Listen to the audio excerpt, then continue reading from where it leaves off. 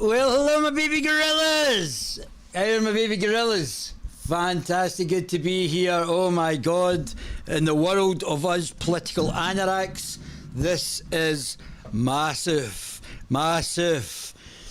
And I told you a few days ago that this was going to happen, and I was completely correct. Let's just make sure that I'm actually streaming here.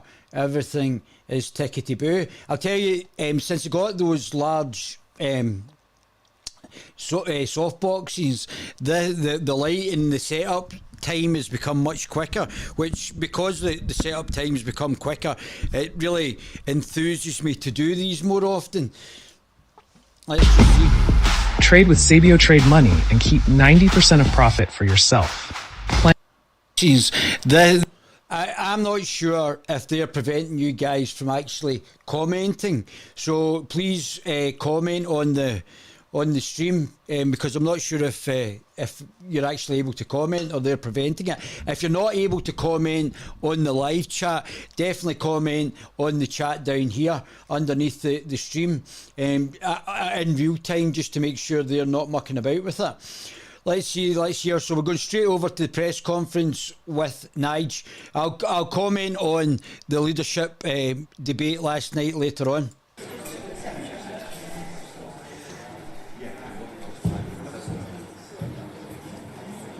Good afternoon, everybody. Great to see you. Thank you for being here at relatively short notice. Well. It's fair to say that in just 2 weeks, we have turned what looked like being the most boring general election campaign since any of us could remember to the most interesting and extraordinary campaign. 2 weeks ago, everyone was writing Reform UK off, thought the big squeeze would be... Now, don't forget, we told you this ages ago as well. We told you that we'd come into second place if this happened. We were correct, as usual, predicting the future, not reporting on the news, our predictions are second to none. They're going to be unbelievable. If we predicted, the Guerilla TV channel predicted 3 years ago that the Reform UK were going to win this general election, everybody would have thought... Everybody would have thought I was barking mad, but nobody's laughing now. I mean, the Reform are now in second place. If the Conservative voters are now making sure that the Labour Party win, if the Conservative voters switch to Reform UK, that could prevent a Labour Party win. Don't forget, Labour are now starting to drop in the polls. But actually, we were talking about what millions and millions of people up and down the country wanted to talk about. And that's the population increase. That's why we're getting poorer. It's about immigration. That's what ordinary folk want to talk about. But of course, the main parties didn't want to talk about that. And in that first week of the campaign, we held in the polls as everyone thought we would disappear downwards. And then a week last Monday, Nigel joined... This is streaming from Nigel's. I could do the stream from Reform UK's own website, but Nigel's nearly gets as many subscribers as the Guerilla TV channel. The campaign big time. And we've been heading north in the polls.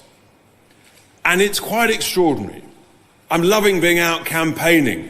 And what's remarkable is what's happening out there, up and down the country. The noise, the activity. The word is spreading like something we've never known before. I'm loving getting messages from all over the country, from people I haven't heard of for ages. Have you heard this? The whole pub's talking about it. People came out from the pub when there was a Reform candidate and cheered and clapped. The fact that there's a sign on a bridge on the M6 saying vote Reform is also pretty extraordinary, but it's just indicative of the enthusiasm for something else apart from the boring status quo of the main two parties, for whom, frankly, there is not a jot of difference. They both stand for higher taxes. They're sort of competing in these debates. Who's going to raise taxes more than the other? Something is significant and going on out there. But what no one expected, no one really believed could possibly actually happen, as we went up in the polls and the Conservatives started to slide in the polls. How far could they slide? Well, that was the question. Now, I told you I think these polls are underrepresenting. The margin of error from 19 points would be 22 points, but I actually think they're sitting about 21 points. And that the margin of error is that 3 points up to the 24 points that I told you about yesterday. So we think we're actually correct, and there's underreporting, and more people are now jumping ship. Like, people are leaving the Conservative Party, and councillors and things like that are in the process of defecting, as well as potentially MPs and potentially standing MPs. How far could we go up? Could we get equal to them in certain areas? Could we get equal to them nationally? No one expected, within less than 2 weeks, in fact, less than 12 days, we wouldn't bother with equalling in the polls. No, we would leapfrog them in the polls, using the Rolls-Royce of pollsters, no less. So last night, just a few minutes before the seven-way leaders debate, there it was, everywhere across the whole of the media, that Reform UK was 1% ahead of the Conservatives in the polls. Now, if that, folks, is not momentum, if that is not activity, I don't know what is. And so we're upsetting all the right people. At the beginning of this week, of course, we upset the banking industry. From the press conference we gave on Monday, we talked about how actually the truth is that the big banks, the Bank of England, are ripping off taxpayers. You know you're making progress when the big banks' lobby groups start to attack us. And that is because Reform UK is on the side of ordinary working folk. And it's pretty clear that we're the only party that is. That's why we're going up in the polls. That's why everybody's talking about us. That's why we've got the momentum, the noise, the activity. It is truly, truly remarkable. That's why we're holding this press conference following that last night, so that we can hear from the leader of Reform UK, and then you can ask some questions. So I'm delighted to welcome... I mean, if you look back at what we've already said, let me give you an example of where what we said didn't happen. So I'm going to give you an example of where we said something would or should happen and it didn't happen.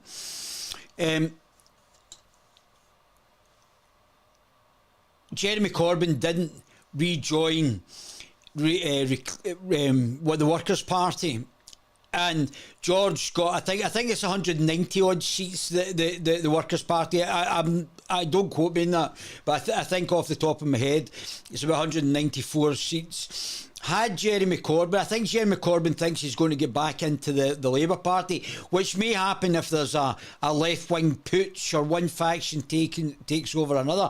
Don't forget, Sir Keir Starmer, my father's a tool maker and I'm the tool, was a Trotsky. So he's on the far left of the party. Anyway, that's a communist. A Trotsky is a communist, a variation of communism. He's not just a socialist, whereas my family might have come from a socialist point of view and not a communist point of view. And don't forget, 100 million people have died under communism.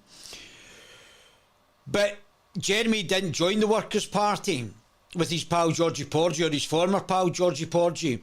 Now, Jeremy still might win his seat. He hasn't stood against the Labour Party, but there will be the Labour Party standing against him.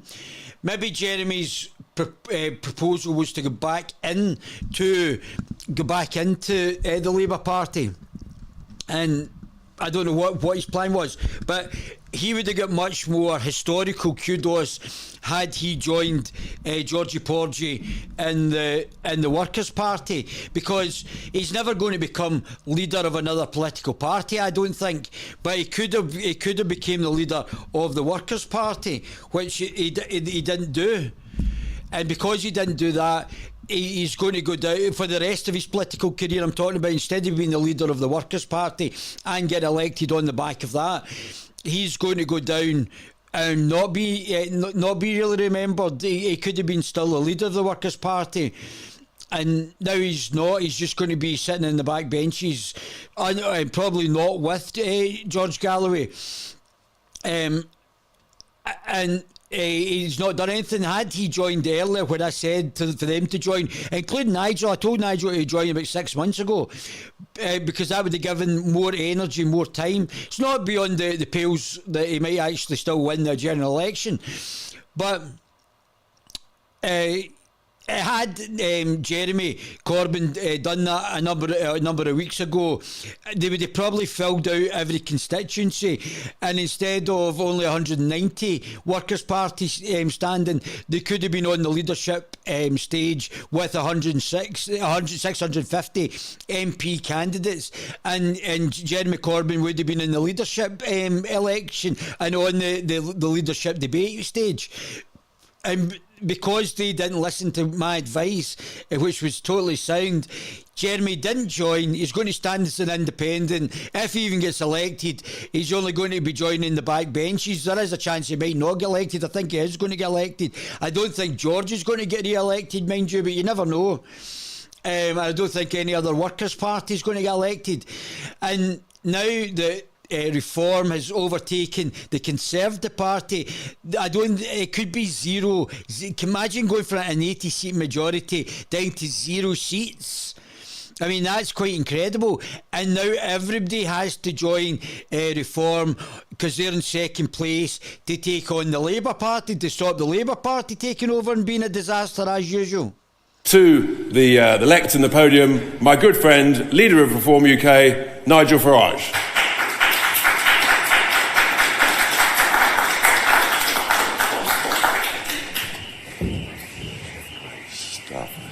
Well, good morning, everybody. The last time we had a little press conference in London, it was on Monday. And I said to you, something is happening out there. There is a momentum behind what Reform UK are doing. And of course... Which we pointed out a few days ago, and we think the actual lead is bigger than what has been reported just now. We think the Labour, the Conservative Party are major problems. There's always a lag time between understanding what's happening on the ground and seeing it playing out in the polls. I also told you that some of the polling industry were acting entirely dishonestly. And what he's basically talking about is that on some of the polls, and this is why I said the lead's bigger, because on some of the polls they just say, give them a list of the progressives, including the Tories, names. They don't say, are you going to vote for Reform? So that's not even in the list that they give to people who might be speaking to the pollsters. They just give them this list that doesn't include Reform, and that's why the underreporting of where Reform is in the polls might be substantial. This is deliberately done so that it doesn't look like it has today, that the Reform has broken the backs of the Conservative Party, and that the Conservative Party are now a vote for Labour. I'm pleased to say, as a result of my letter to the chair of the British Polling Council, they have been told now they really ought to be prompting for reform. So they're all playing catch up. I also said 3 or 4 weeks ago that I thought Reform would get more votes in this general election than the Conservative Party, and I absolutely believe that now to be the case.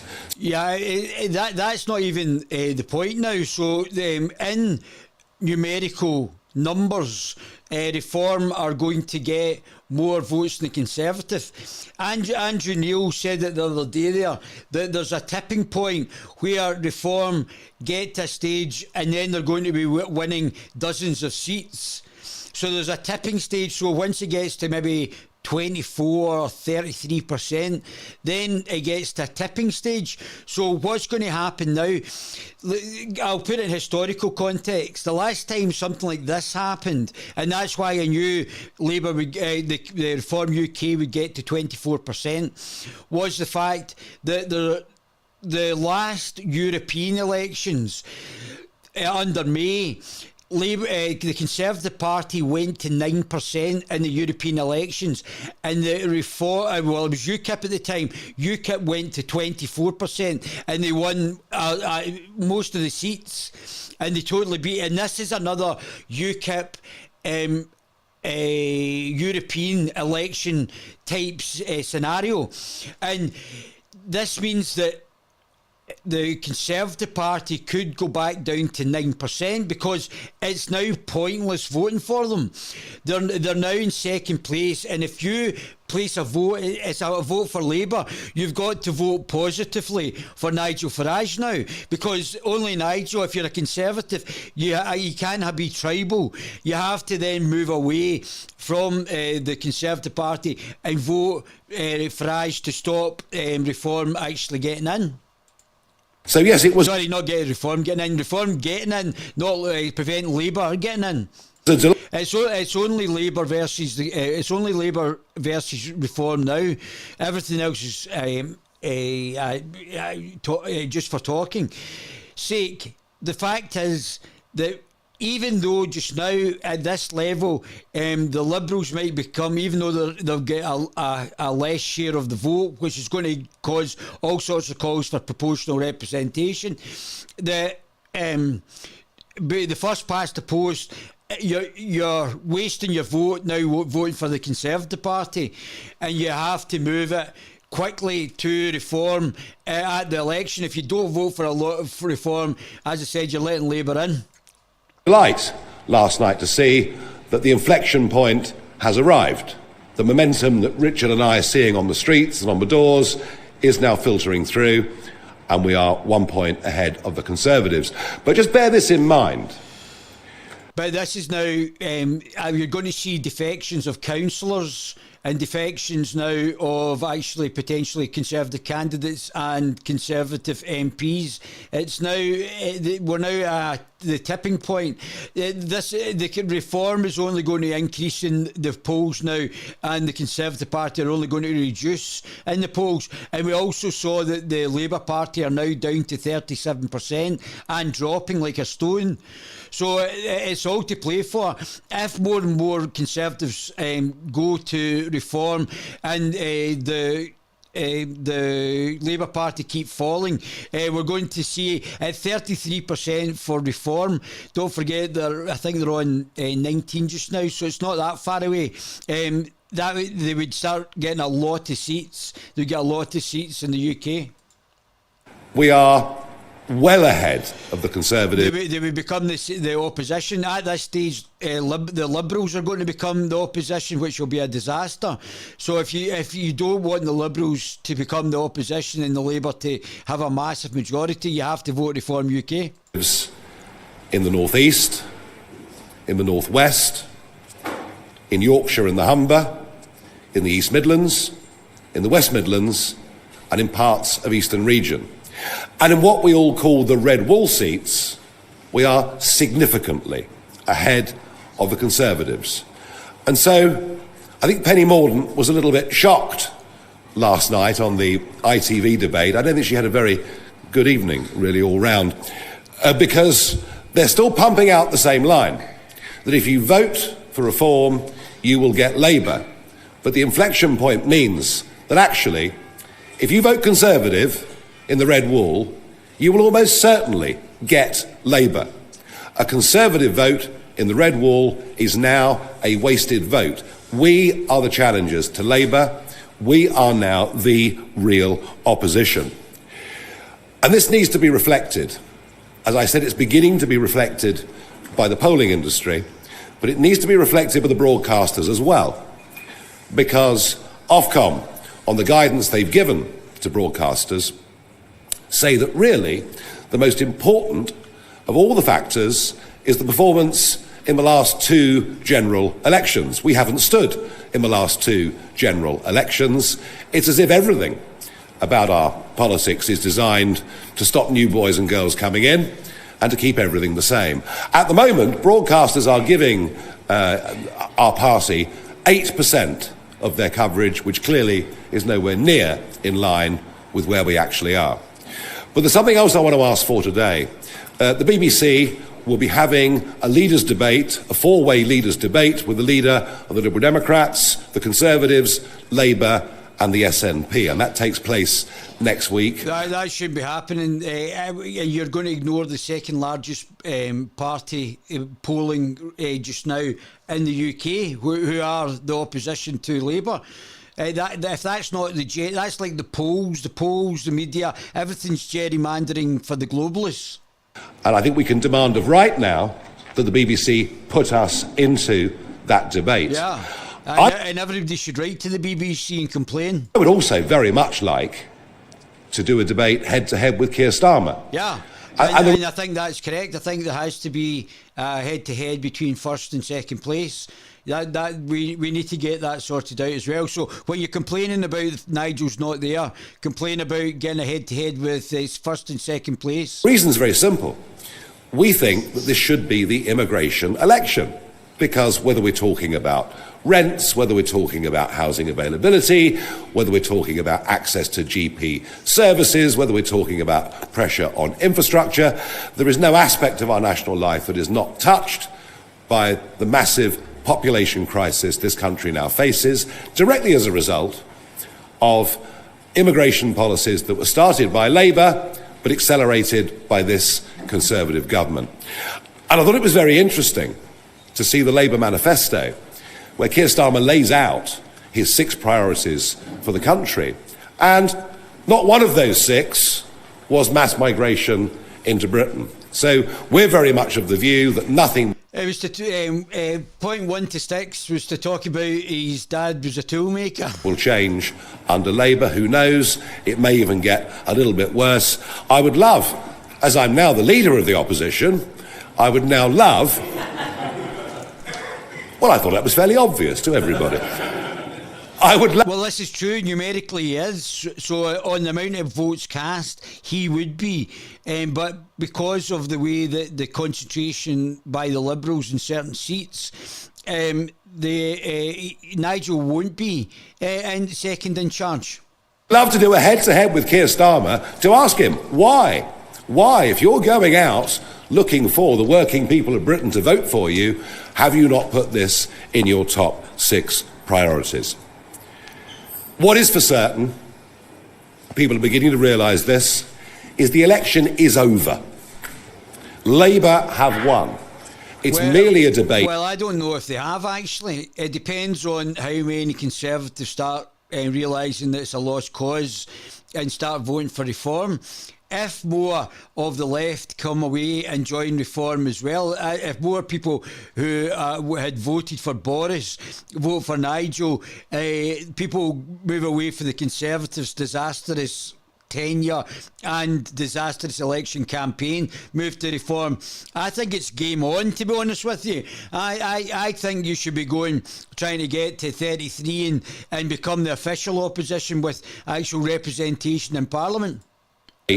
About 33% in the actual election. The size of their majority, but perhaps more importantly, who is going to be the opposition voice to Labour in the House of Commons and in the country? Well, at this precise moment, it's going to be the liberal, undemocratic Democrats on 13%, and they're going to get, well, I think they could max out 100, but it's probably more like, and there's approximately 70 they might get, but that would be a disaster as well. The doughballs of the illiberal, liberal Ramona liberals versus the Trotskyite loony left. Well, you may say to me, perhaps it'll be Sir Ed Davey, when he's not falling off logs or on kiddie slides or whatever he may be doing. But Ed Davey can't provide real opposition to a Labour government about which we know in terms of policy really precious little, because Ed Davey agrees with the Labour Party on most substantive issues. And it isn't going to be Rishi Sunak leading the opposition. I mean, he'll probably be in California anyway. And the Conservatives will choose someone, and they probably won't last very long. And they can't provide opposition because they are hopelessly split down the middle on policy. In fact, they've spent more of the last 4 years fighting each other than they have fighting for the interests of the country. And I'm putting it to you that I believe I can be that voice of opposition. I'm pretty clear and consistent in what I stand up for. I'm not afraid of a fight. I don't bow to Twitter pressure or the mob on the streets. I've taken on the European Union, I've taken on the big banks, and I'm pretty certain I can take on a Labour government headed by Keir Starmer that will have almost no honeymoon period whatsoever, will inherit some very, very deep problems, and I don't think has the radical solutions to sort the country out. So my message to the country is thank you, but come on, join the revolt. What have you got to lose? You've been so let down, frankly betrayed, by the Conservatives after their 2019 win, that it really is time for something new. We're excited about this. We've got up 9 pips in the polls over the course of the last 10 days. I don't know where this ends, but I do feel momentum, optimism is out there with us. Thank you very much indeed.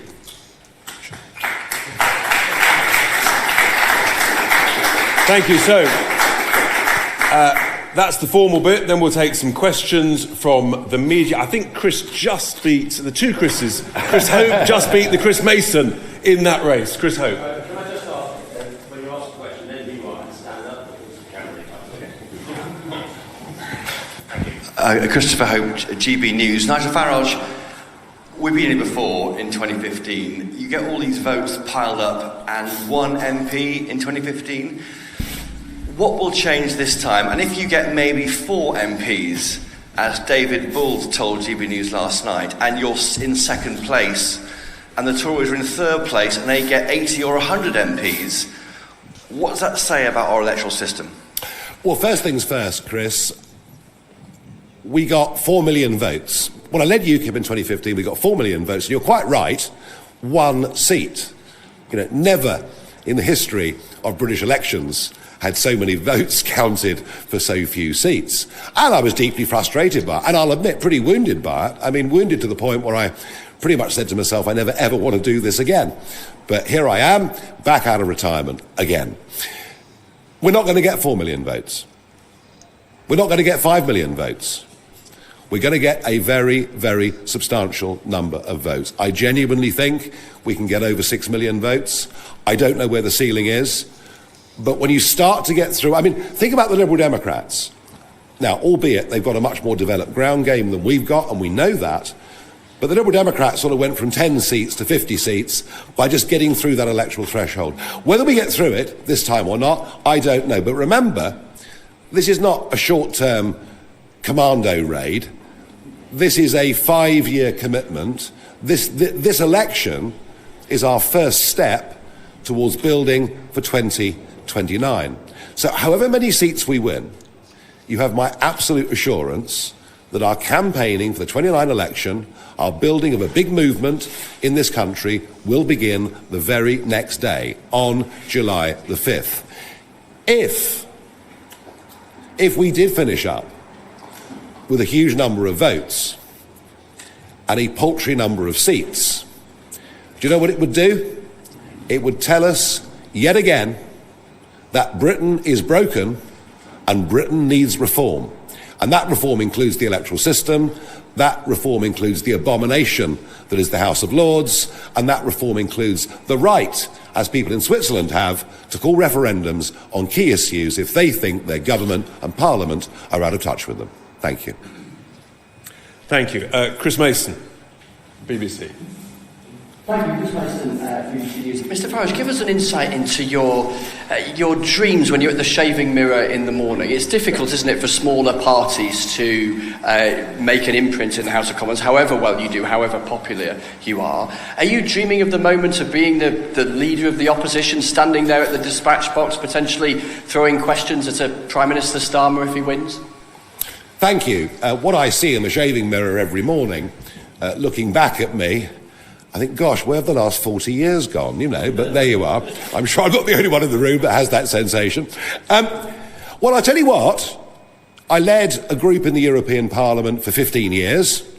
I was in seat number 20 with Mr Barroso and then Mr Juncker, who wasn't always sure he was there himself, but never mind. So, you know, I'm quite used to getting up in big chambers and asking questions of the French president or British prime ministers, or I mean, I have actually done all this before, albeit in a different theatre of operations. But if you're asking me, am I capable of doing it? Yes. And maybe somebody better than me comes along. Maybe the Conservative Party fight. I mean, I think Penny Mordaunt was being lined up for it, but of course she's going to lose her seat, so that won't work. But if there's someone better than me to stand up there and provide opposition, then that's great. I'd be very, very happy if somebody younger, better than me comes along. But right at the minute, I do see myself as being that person. Yes, I do. And I have no confidence in the Conservative Party, as it currently is, to be even capable of providing opposition, so deep are the rifts within it. So, yeah, you know, I mean, I've made a huge decision. You know, as I say, I've come out of retirement. I'm in this for keeps. Thank you very much, Chris. Henry Riley, LBC. Thank you, Henry Riley from LBC. Did Dame Andrea Jenkins ask your permission to use a photograph of you on her leaflet? And since then, since you came back as leader, have any Conservative MPs, without naming them, I know you won't, have any of them texted you or called you? Oh, God. Yeah, see, I told you there was defections afoot. I think the London media's got wind of them as well. Never lie at a press conference. It's very, very important. Now, Andrea didn't ask my permission, but she did send me a very nice text saying, what do you think? Well, it was a bit late by then, wasn't it, really? I think the fact that Andrea did that just shows you that depth of division that exists within the Conservative Party. I mean, they are two completely different parties, and I think they muddled along for decades, with the odd row here and there, obviously. I think Brexit is the thing that highlighted what those fundamental divisions were. And the fundamental divisions are that we've got, people call it the One Nation Tories, which is correct, or the Wets, as it was called. But what it should have been called was the globalist shills. I think that's the closest, but the globalist shills are not restricted to the Conservative Party or the left wing of the Conservative Party, or they call it neoliberal, but I'm not sure. I'm a liberal. I don't really recognise it as liberalism, but also the illiberal, liberal, undemocratic Democrats are just globalist shills. And then you've got like Keir Starmer, the son of a toolmaker, and or the tool himself, and they are globalist shills as well. So they're all under the globalist manifesto.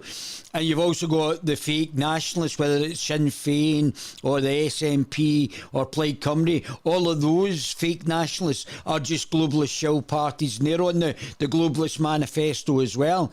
And the Greens are, well, the Greens are actually retarded, so if they're like the special needs village idiot party, but they're also under because the Green manifesto comes out of Davos as well. Don't forget that Greta Thunberg is meant to be, there's been allegations, I don't know if they're true, I've not done a genealogy, a Rothschild. Her family are Rothschilds, are meant to be Rothschilds. So that explains why she was elevated, and she's going on about Antifa and green issues and just a lot of commie dough-bosh nonsense from an 18-year-old, but that's what you would expect. And yes, you know, I mean, look, there are people in the Conservative Party that Richard and I feel politically aligned to, but they are in a very small minority. Of the 360 Conservative MPs that were elected in 2019, there's about 50.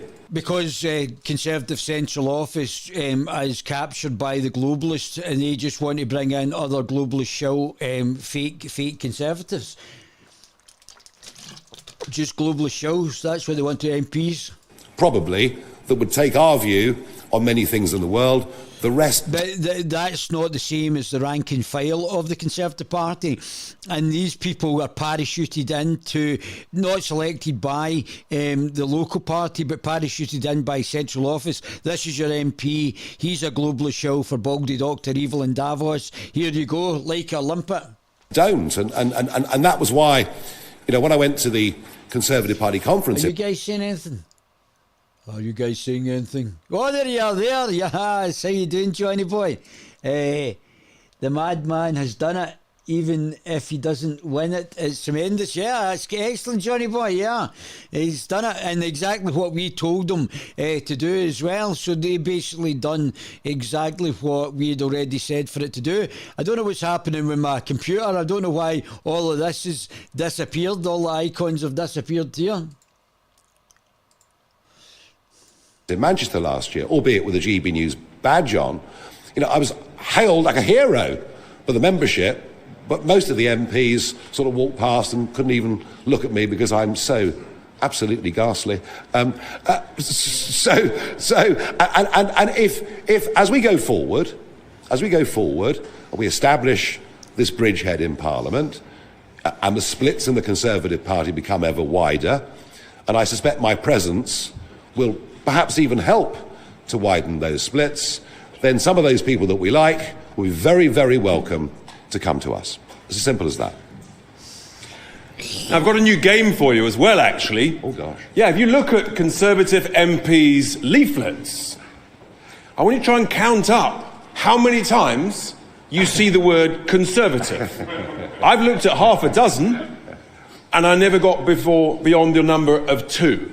And that was just on the imprint. So it's pretty extraordinary what is going on, how the brand has become so toxic. Let's take a question just here.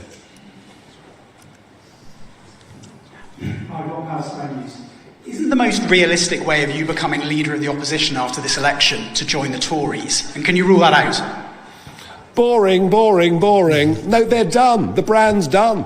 You can rule out joining the Tories if you become an MP? I thought it was very interesting. One of the polls at the weekend showed that 25% of 2019 Conservative voters want the party to get 0 seats. This isn't just a sort of change that happens election to election. This is a wholesale rejection by a significant number of Conservative voters who, by the way, if we weren't here, probably wouldn't vote for anybody, would stay at home. They are so disgusted with the political system. They feel absolutely betrayed by the promises that were made in 2019. The Conservative Party will not be in power for a decade, maybe more. And you can say to me, well, look, they've been around for 190 years. But occasionally these big seismic shifts do happen. It happened in Britain in the 1920s. It happened in Canada in the early 1990s. I think this may well be one of those big 50 or 100-year events that happens, even under first past the post politics. I mean, if we were in PR, we'd be talking a very, very different game. No, the brand's broken. It's gone. It's done. Just on the right there, yes, yeah. Thank you. I just wanted to pick up on something that you said in the debate last night about agreeing that the 2-child benefit cap should be scrapped. Should we expect that to be a Reform Party policy, or is that your personal opinion? And obviously that would add to the benefits bill. Are you both comfortable with that? Thank you. I just feel, and we feel, that actually support for families is really rather important. We should be encouraging people to have children. We should even, perhaps through the tax system, be encouraging marriage as well. I mean, my own track record on this is not great, I've got to tell you. But despite that, there is very strong evidence that kids that are brought up within a married environment do better in life. So do we believe as a party in encouragement for the family and the concept of the family? You bet your life we do. Yes. Thank you. Calgie, just behind, there we go, and then just here. Hello. You say the Tories are divided. That's loud, isn't it? You say the Tories are divided, and that's certainly true. But during the next Parliament, the right will have to unite in some way, given the electoral system that we have. Well, not necessarily. It depends how many Conservatives are prepared to jump ship now that they're in second place to reform. The right could coalesce round Reform UK, so that's not necessarily true. All it takes is a Conservative voter to vote for Reform UK. That's all it's going to, or somebody who's now polling as a Conservative to vote in the general election for Reform UK, and we might see a complete reversal of positions. It is conceivable that Reform might go into the high 20s and that the Conservative Party might fall below 10%, which is what happened, as I said, with UKIP, when UKIP won all the seats, and that was just before they won a general election. So are you confident that Leader of the Opposition, Nigel Farage, can unite the right against Labour by 2029? Oh, I think so, yes. And I think... I think it might happen this election. If Carol Benjamin was saying earlier on today from the lotuseaters.com that if you go out and start trying to convince, if you are a reform candidate or a reform supporter, go out and start to go to Conservative and Labour constituencies and try and convert them over to reform. Well, I mean, who knows how many Tory MPs there are going to be there anyway? You know, the number could be very small. And of course, you know, the other problem they've got, and you see this in the polls in the last week, is the Liberal Democrats are on the rise, and that reflects tactical voting that is going on certainly in central southern and southwestern England. So who's to say how many MPs the Conservatives are even going to have? But look, you know, if the Damien Green and Jeremy Hunt wing want to go and join the Liberal Democrats, I'd have thought they'd be very, very at home there, frankly. Just your right, yes. Gentleman, just to Chris's left. There we are, yeah. Thanks. Hi. Hi, Mr. Raj. Emilio from Politico. The Conservatives are obviously trying to make this election about tax in terms of their dividing line with Labour. They're shouting about... As if Labour not high tax as well. As I said, the Uni Party strikes again. And the fact that under Labour's plans, the tax burden as a percentage of GDP would rise to 37.4%. But they're being quieter about the fact that under the Conservative plans, it would rise to 36.8%, less than percentage different. Do you think that that is a Conservative-style tax plan? And I know you're launching your manifesto on Monday, or your contract on Monday. Yeah. Could you give us an idea, at least, of where that kind of number you would want it to be if it was a reform tax plan? I mean, look, this argument that's going on over tax, and I've been in two of these debates with Angela Rayner and Penny Mordaunt. You're going to put taxes up. No, you're going to put taxes up more. I mean, mindless stuff. Quite how the Conservatives have got the front. So, what and the SNP put up taxes and get less tax receipts. It's an anti-growth. So, if you reduce taxation, you get higher growth. Reduce taxation, higher growth, higher tax receipts. The SNP increased taxation, got lower tax receipts, absolute doleballs. But they don't want high growth because they're like the Green Party, just full of retards. To say we're a low tax party, having increased the tax burden to the highest level it's been since 1948, is completely and utterly beyond me. The answer is they're both going to put taxes up because they're going to freeze the thresholds. And that means dragging in. You know, 40p was top rate from the late 1980s all the way through the Blair years. That was accepted as the top rate of tax. If you earned a lot of money, you paid 40p. And throughout that time, about 1.5 million people paid pretty consistently through that period of time.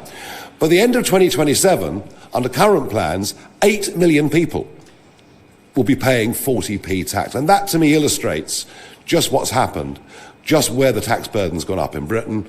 And, we've got a radical plan, very radical plan, to reduce the tax burden so that someone who's a staff nurse should not be paying 40p tax. So we would up that threshold to 70,000, which strikes us as being realistic, as a place where 40p kicks in.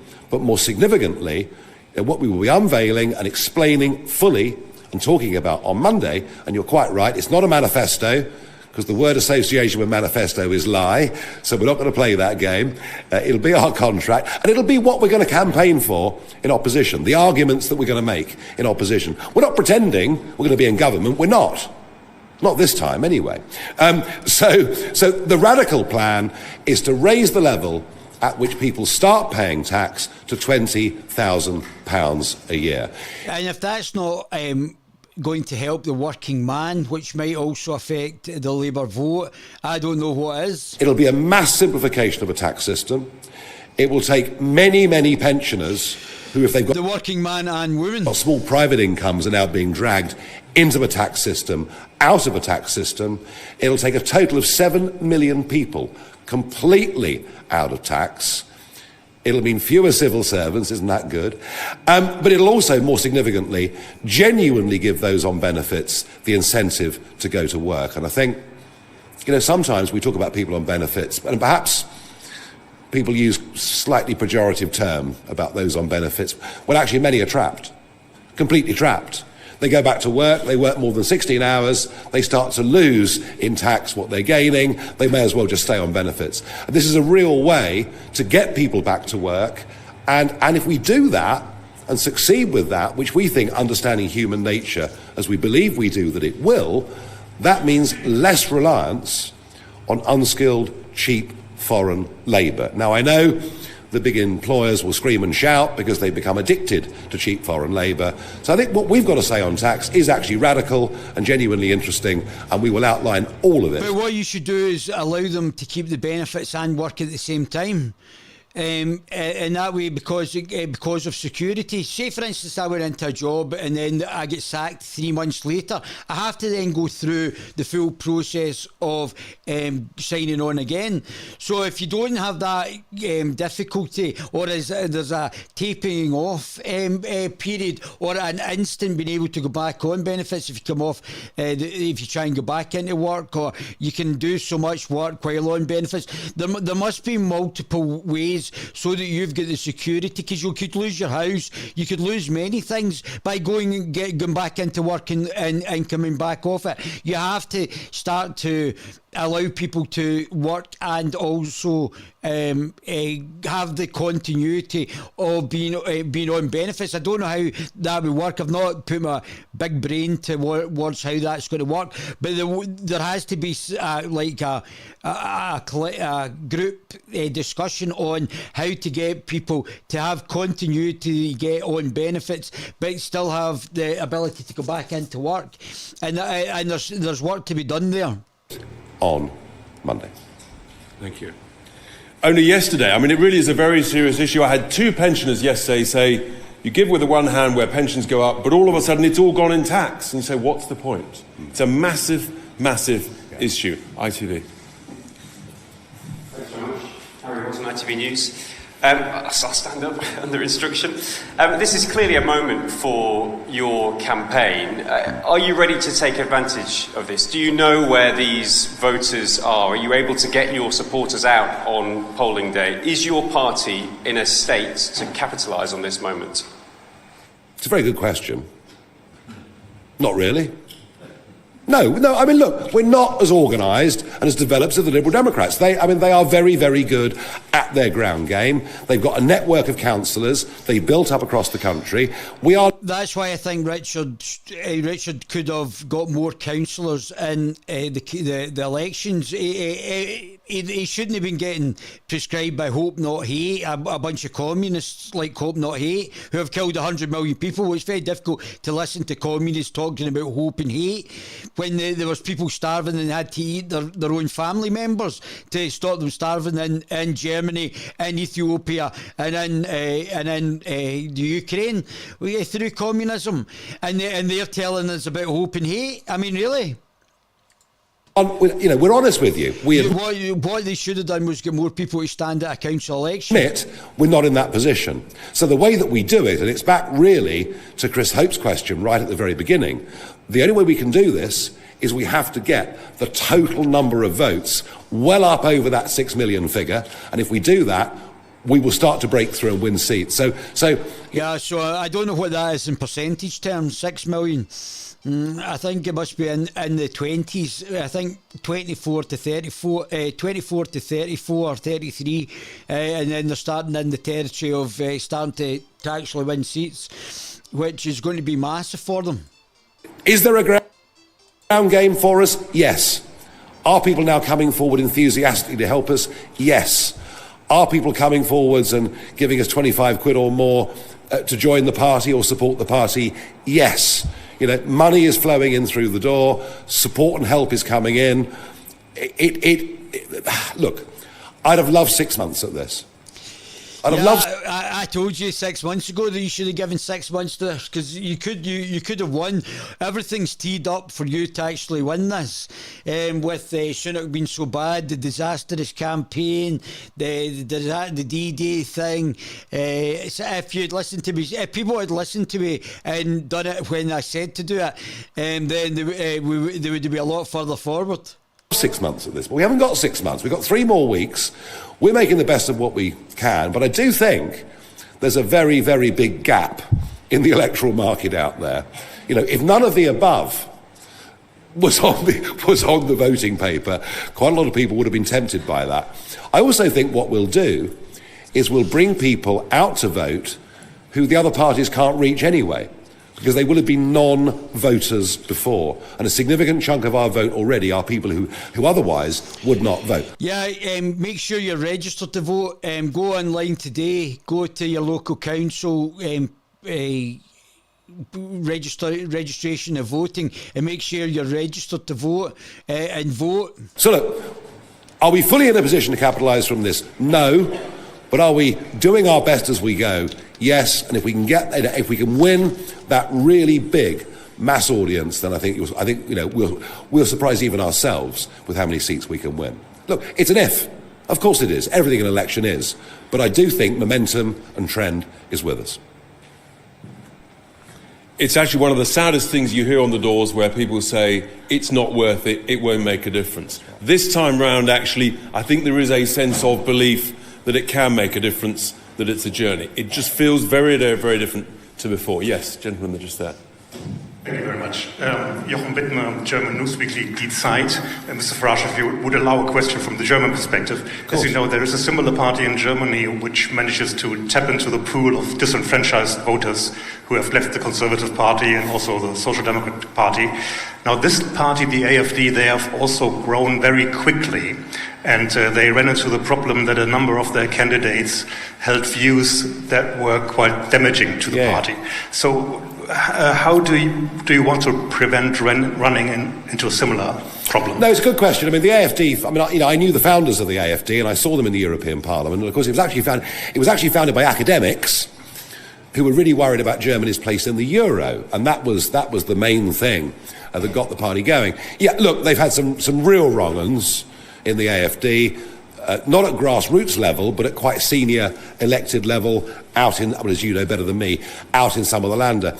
All I can tell you is this. In my previous incarnation as leader of UKIP, I had an absolute rule that nobody who'd ever been part of the British National Party or any organisation like that could even be a member of the party, let alone a candidate. And I was absolutely ruthless about that.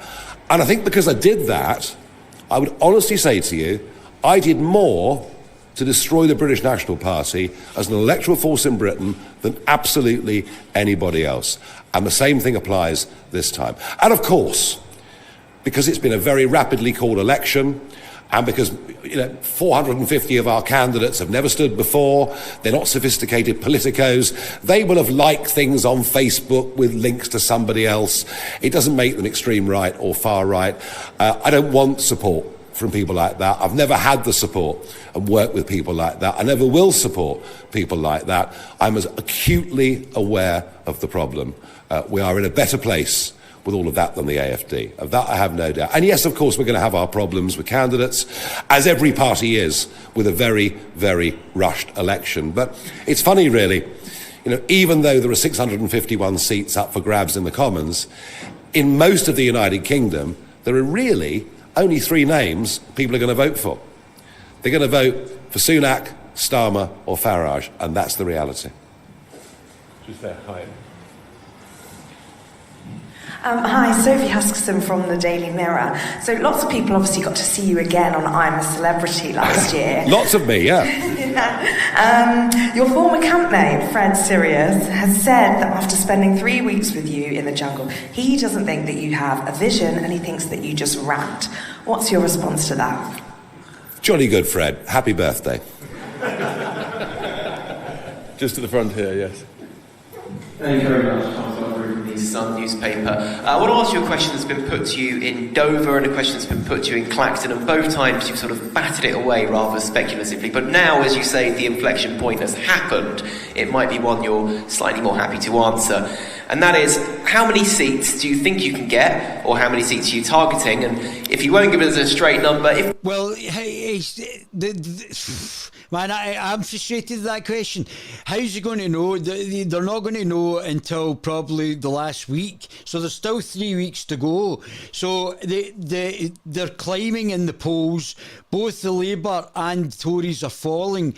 It will depend. I mean, I wouldn't even make a prediction on that. And we all know how brilliant I am at making predictions, political predictions. But I would make a prediction just now. The underrepresentation in the polls, how many people are registered to vote. You have to make sure you're registered to vote to be able to vote in this election. Make sure you go out and tell the people who are registered to vote through your local councils. Make sure you're on. You've got everything teed up, and so that you can put the X in the box. It's very simple. How many people are going to be motivated to vote as well? And it could be over the next 5 years. Hopefully they get on a more constituency or council by council basis to actually get people out in every council seat, which is going to bring in the game, the ground game, and also every constituency or council seat or council constituency.